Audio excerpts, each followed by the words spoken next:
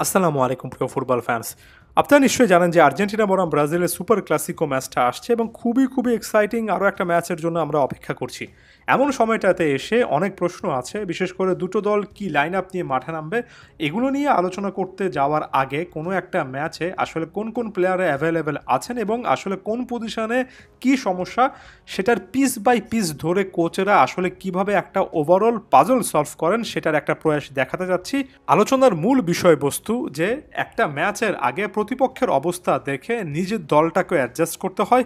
এখানে একেবারে চোখ বন্ধ করে একটা একাদশ নিয়ে কাজ করলে হবে না, বরঞ্চ প্রতিপক্ষের অবস্থা অনুযায়ী নিজ দলের অবস্থা অনুযায়ী পজিশন বাই পজিশন অ্যানালাইসিস করতে হবে।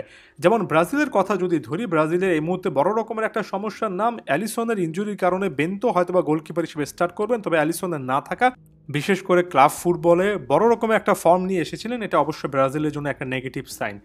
আরও একটা নেগেটিভ সাইন সাসপেনশন জনিত কারণে অর্থাৎ হলুদ কার্ড জনিত নিষেধাজ্ঞার কারণে ডিফেন্সে গ্যাব্রিয়েল মাগালেস এবং মিডফিল্ডে খুবই ক্রুশাল প্লেয়ার যিনি কিনা ডরিভাল জুনিয়রের অধীনে প্রায় প্রত্যেকটা ম্যাচে গেম টাইম পেয়েছেন, সে ব্রুনো গিমারেসের না থাকা অবশ্যই এটা ব্রাজিলকে ভোগাবে। মিডফিল্ডে ব্রুনোর রিপ্লেসমেন্ট খুঁজে বের করা এই মুহূর্তে আসলে ডরিভাল জুনিয়রের জন্য খুব কঠিন একটা কাজ হতে পারে। জোয়েলিন্টনের মতো প্লেয়ারকে তিনি হয়তো স্টার্টিং লাইনআপে নিয়ে আসবেন, কিংবা জোয়াও গোমেস মিডফিল্ডে হয়তোবা যুক্ত হবেন।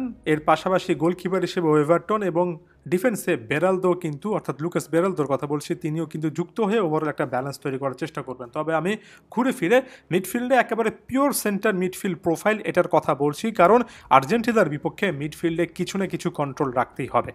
সো ব্রাজিলের ভিউ পয়েন্ট থেকে কয়েকটা প্লেয়ারের মিসিং এবং তাদের জায়গায় আসলে কিভাবে দলটা সাজানো হবে এই পাজলটা সলভ করা দরকার। ফাইনাল থার্ডটা Raphinha, Vinicius Junior, Rodrigo, Pedro এদের মাধ্যমে কিন্তু শেষ পর্যন্ত ফুলফিল হবে। এটা আরও একবার ফাইনাল থার্ড নির্ভর একটা ব্রাজিলের দিকে কিন্তু যাচ্ছে। অন্যদিকে আর্জেন্টিনার পার্সপেক্টিভ থেকে যদি আপনি চিন্তা করেন, শুধুমাত্র নিকো গনজালেসের সেই স্ট্রেট রেড কার্ড ছাড়া আসলে সাসপেনশন জনিত কোনো রকমের সমস্যা নেই, কারণ অনেক প্লেয়ার ইয়েলো কার্ড এর আগের ম্যাচে দেখলো, এই সর্বশেষ ম্যাচটাতে দেখেননি, তাই এখানে ইয়েলো কার্ড জনিত কোনো ইস্যু নেই। আর্জেন্টাইন কোচ এখানে যথেষ্ট স্বস্তিতে থাকবেন। তবে তার জন্য মিসিং পাজলটা হচ্ছে, ধরুন এখানে ভিনিসিয়াস জুনিয়র লেফট উইংয়ে থেকে যদি আসলে ম্যাচটা স্টার্ট করতে চান, নাহুয়েল মোলিনা সর্বশেষ ম্যাচও ভালো ফুটবল খেলেছেন, বিশেষ করে ফাইনাল থার্ডের অ্যাক্টিভিটিতে, এবং সব মিলিয়ে তার ভালো প্রেজেন্স দেখিয়েছেন, এটা নিয়ে কোনো আমার ডাউট নেই।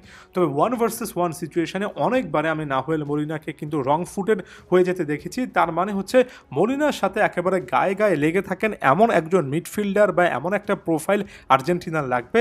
সেক্ষেত্রে রাইট সাইডে জুলিয়ানো সিমিওনি যদি স্টার্ট করেন, ব্যাকট্র্যাক করে ভিনিসিয়াস জুনিয়রকে আটকানোর একটা কঠিন দায়িত্ব তিনি পাবেন, এবং এজন্য সিমিওনি এখন পর্যন্ত পারফেক্ট একটা প্রোফাইল হতে পারেন। সিমিওনি প্লাস মোলিনা এমন টাইপের একটা কম্বিনেশন আমরা হয়তো বা আরও একবার দেখতে পারবো। আর্জেন্টাইন কোচের জন্য মিসিং একটা পাজল হচ্ছে, তিনি কি আসলে মিডফিল্ড ডমিনেশনের দিকে যাবেন, অর্থাৎ একেবারে পিওর সেন্টার মিডফিল্ডারদের দিকে যাবেন, নাকি তিনি এখানে নিকো পাজের মতো কোনো ক্রিয়েটিভ একজন প্লেয়ারকে অ্যাড করে আরও বেশি চান্স ক্রিয়েট করার দিকে মনোযোগ দেবেন। এক্ষেত্রে থিয়াগো আলমাদা যেহেতু আগের ম্যাচে গোল পেয়েছেন, আলমাদা যদি গোল না পেতেন, আলমাদা যদি ওই ম্যাচটাতে এতটাই ভালো না খেলতেন, আমি নিশ্চিত করে বলতে পারি এখানে নিকো পাজের সম্ভাবনাটা অনেকটুকু বেড়ে যেত। তবে আলমাদা যেহেতু এখানে প্লে মেকার হিসেবে আছেন, আরেকজন প্লেয়ার যিনি কিনা ওই সেন্ট্রাল জায়গায় মুভমেন্ট করবেন, নিকো পাজ কিংবা অন্য কেউ, সেটা আসার সুযোগ আছে কিনা এটাও কিন্তু কোচের মনের মধ্যে একটা ডাউট হিসেবে থাকবে। আরেকটা ডাউট এটা থাকবে যে সেন্টার মিডফিল্ডের রড্রিগো ডিপলকে তার ফিরিয়ে আনতে হবে। ডিপল ফুললি ফিট হয়ে উঠেছেন, ইনজুরি সংক্রান্ত কিংবা কার্ডজনিত সমস্যা নেই, সেক্ষেত্রে এনজোর মতো একটা প্রোফাইলকে তিনি রিপ্লেস করবেন কিনা। সো ছোট এই ইকুয়েশনগুলো থাকছে, এবং কোচের মধ্যে সবসময় কিন্তু কোনটা ছেড়ে কোনটা করব এমন টাইপের একটা দ্বিধা কাজ করে, আমরা ফ্যানরা হয়তো বা বুঝতে পারি না। প্রতিপক্ষ অনুযায়ী কিন্তু সেটার আসলে একটা সমাধান খুঁজে বের করতে হবে।